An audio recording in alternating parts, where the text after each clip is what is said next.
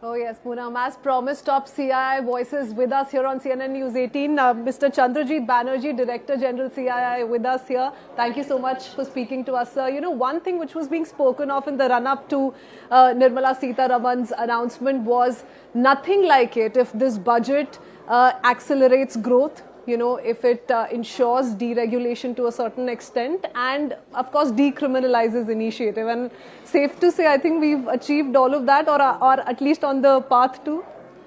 All three plus more, if I may say, because one big ask was also consumption demand and how do you boost consumption. And I think the way it has really focused on consumption, the middle class, the lower income bracket, the entire focus on easing of tax returns, so to say, a huge focus on seeing to it how we can generate savings, we can ease the type of the basket that we see in terms of a middle income group or a lower income group expenditure pattern in terms of healthcare and food, etc. Brilliant, actually. And look at the way one has also addressed the supply side in terms of agriculture, which actually addresses a huge issue. I mean, there are a series of things one can talk about agriculture, but cutting that out of what she has done. But I think to come to the point that eases the supply side of it in terms of inflation. So brilliant. And also the way one sees the investment drivers. So I add three more to what you said. We have six already and counting. Yes. But Mr. Banerjee, you know, speaking of growth, there was so much being spoken of whether or not we will see a huge change in personal tax, announcements related to personal tax, and perhaps something that has far exceeded all our expectations. So that certainly is a big boost for the middle class. But that said, there's lots been spoken of as far as initiatives towards ease of business, MSMEs. So, you know, a lot of good news coming in for the young entrepreneurs as well. How do you evaluate that, and could more have been done?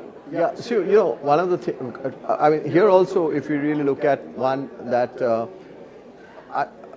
what comes first to my mind is the word trust.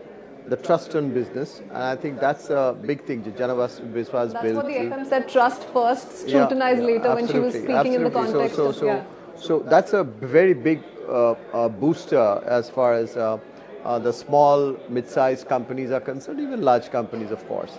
The second area is, if you see the type of sectors that one has covered in terms of ease of doing business, more of decriminalization.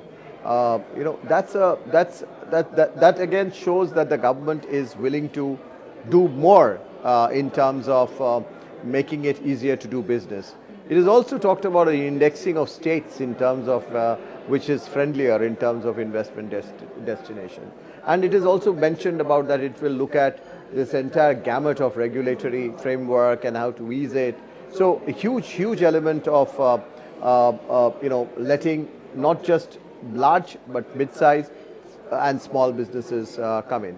If you really look at sectors also, if you really look at the sector like the toy sector, say for instance, you know, sectors of those specific many other sectors which have been mentioned, which really triggers off not just investment by small companies and younger companies, but also it tremendously sort of bolsters employment.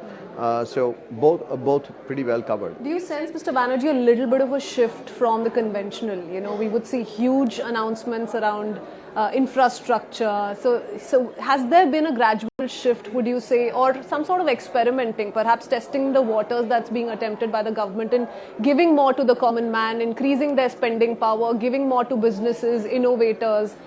See, I see that in a way like, you know, CapEx has been. Government has done the heavy lifting post-COVID tremendously. But I don't see that it's been, completely out. I mean, I see the focus being much more qualitative. There is focus on rural, there is focus on digital infrastructure. There has also been, the state's participation, which was really critical and important. The 50-year loan-free, interest-free loan. That's an important, announcement that has come in. if you really look at again the capex which has been directed towards rural, these are all very, very critical, and through the consumption demand which spurs, in private sector demand also brings in. The prudence it is shown also, to balance with the fiscal prudence, but I think all of this will help crowd in the private sector investments.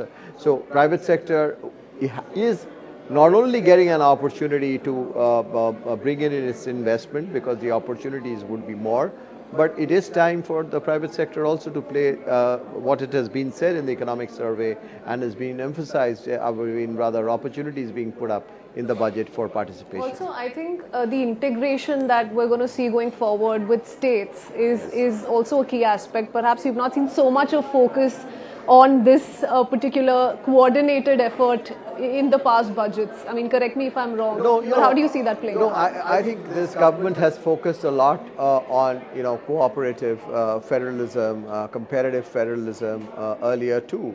But what's happening now is the next set of work, reforms, infrastructure development, are all really with the states. The states need to play a part also in terms of exports, which was also there quite strongly mentioned in the budget.